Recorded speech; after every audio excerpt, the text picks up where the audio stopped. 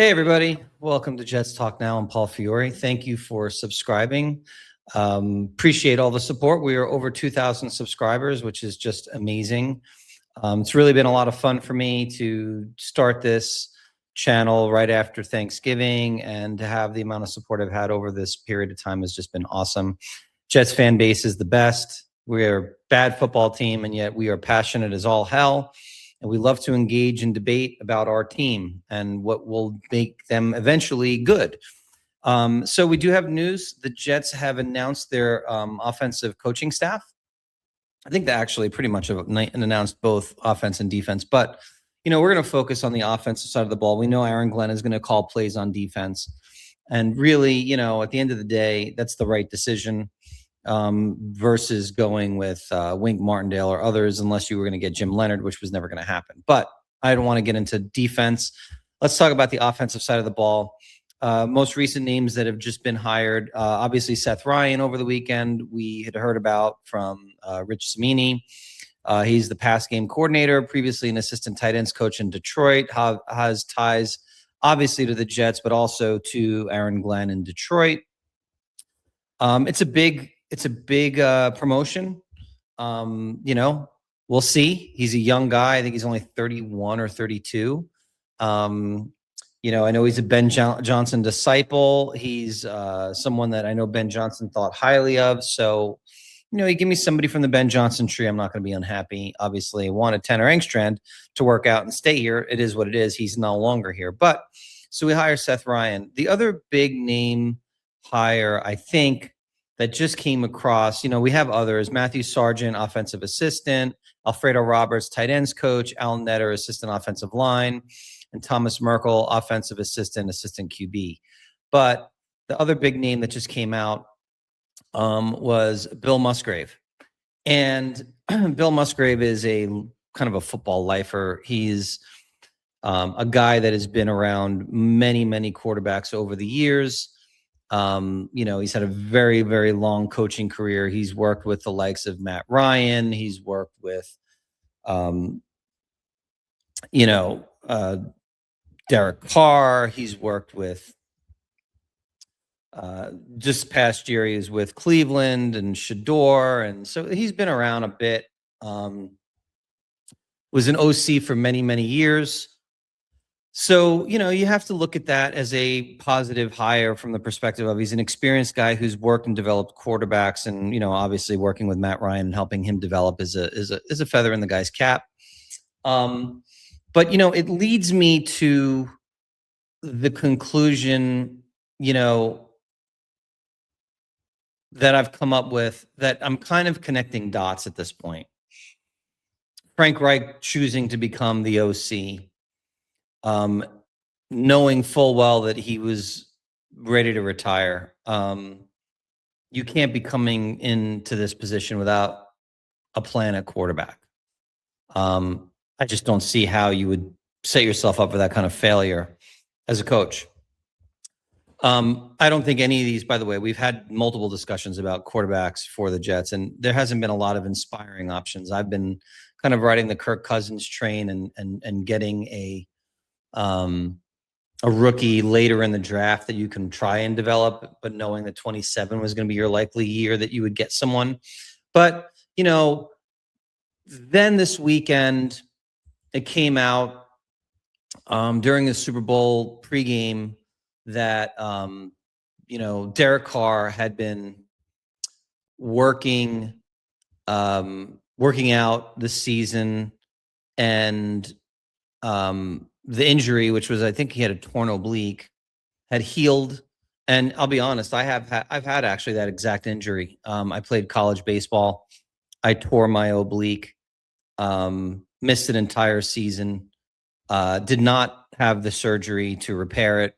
I rehabbed it and wound up being able to, after a year of rehabilitation, be able to come back and play. And I was a pitcher in college. So, I played, and then I played for years after that on top of, once my college career was over, I played for an additional bunch of years and was able to play, fully healthy on that shoulder. So you can rehab a torn oblique. You don't have to have the surgery. So evidently he did have the torn oblique. He rehabbed it instead of doing surgery, and all accounts say that he is able to throw without restriction, and he's 100% healthy. And I'm not surprised by that. And by the way, throwing a football is actually a lot less stress on the shoulder than throwing a baseball. The natural motion of throwing a football is much less risky than when you throw a baseball overhand. It's just the amount of torque and pressure on your shoulder. Anyway, that's a baseball conversation. So anyway, they talked about Derek Carr and, potentially itching to come back if the situation presented itself that made sense for him. And so I've been kind of pounding the Kirk Cousins drum, but a lot of people are telling me, well, he's probably going to go back to Minnesota. Why would he come to the Jets? He already spurned them once. I think that's very possible. That's true. I think there's a relationship with Frank Reich that could make it interesting. But I understand where there's skepticism when it comes to Kirk Cousins. But then, so we had this weekend happen, the game, whatever, it was a bad football game. Happy for, I don't know if I'm that happy for Sam Darnold, it's fine. I'm happy the Patriots didn't win, I guess. It was a terrible football game. But anyway, don't want to digress into having another Super Bowl reaction video that there's a million of them out there and everyone's saying the same thing. Game sucked. But then this morning, before we got the Musgrave hire, Evan and Tiki were on this morning, and I want to play you a segment of today's show that we can kind of talk about together, because it does include a couple of Derek Carr clips. So let's play that. Came out like on Super Bowl Sunday, and it sort of, we remembered it because we're New York, but it sort of got buried. And so one of the stories that came out over the weekend was what we opened the show with today, which is Derek Carr, that he is plotting a return to the NFL and that he wants to go to an ideal situation. And naturally, that caused Sean to be the hater that he is, saying, well, why would it be the New York Jets? And in fairness to you, Sean, I think a lot of people are probably thinking the same thing. I'm a fat moron. Not that, but why would it be the New York Jets? And on the surface, you're right. On the surface, why would a 34-year-old, soon-to-be 35-year-old, who wants to go to a good situation with good coaching, why would he pick the New York Jets? I got the evidence that as much as you may think he wouldn't, he would. 3 pieces of evidence. Okay. This is from Derek Carr's podcast, and it's all within the last month, all right? So it's all recent. This isn't from like 6 years ago. Number 1, a brief summary on what he likes about the New York Jets. They have a good head coach, and they got Garrett Wilson.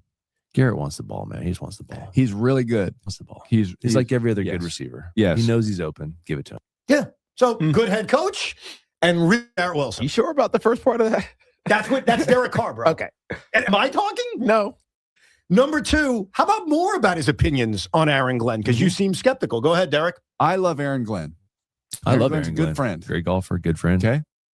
Love Aaron Glenn. Okay.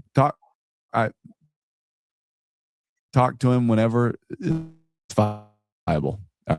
Okay. I love Aaron Glenn. Okay? It might be viable soon. But I also love Jet fans. Well, okay. Stop right there. Okay.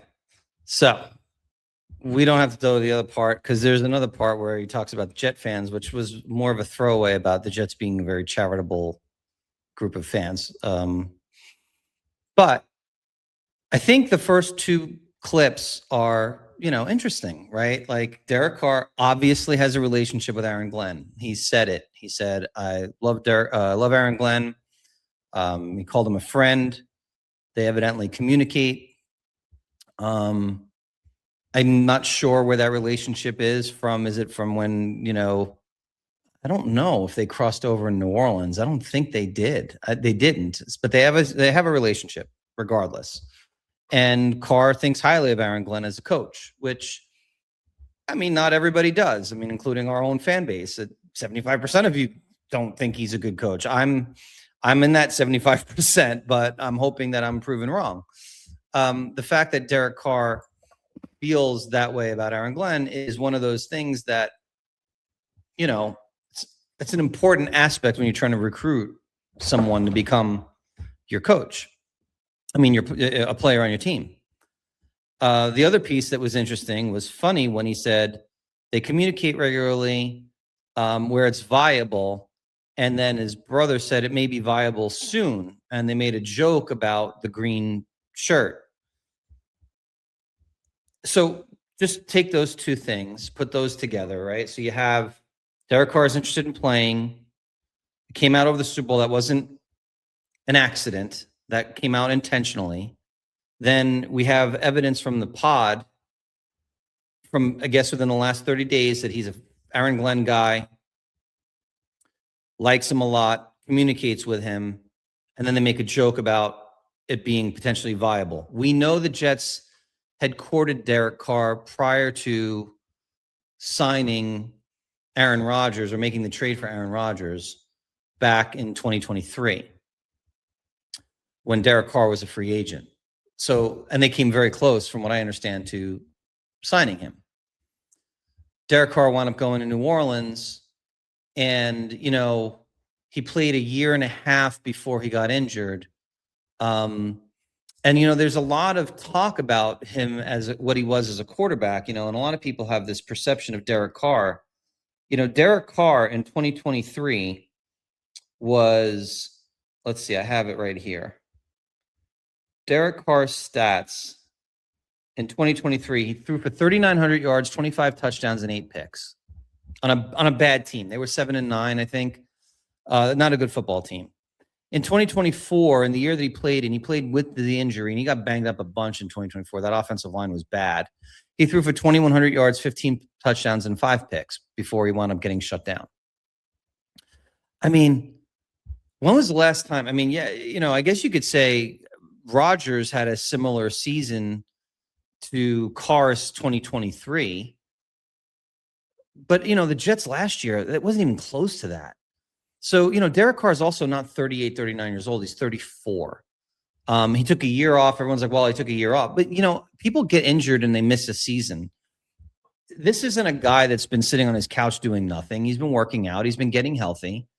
So I think it's viable that Derek Carr can come back and play football in the NFL. Absolutely. I don't think he's a 40-year-old man. He's 34 years old.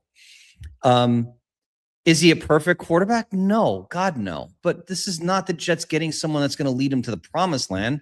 This is the Jets going after a quarterback that could potentially give them competent play behind center, stabilize the position, give him some leadership, and then hopefully help the younger quarterbacks in the room, right? That's the way you've got to think of this, ultimately. And so, sorry, my video is getting all wonky here. There we go. So, you know, then today they announce the hiring of Bill Musgrave.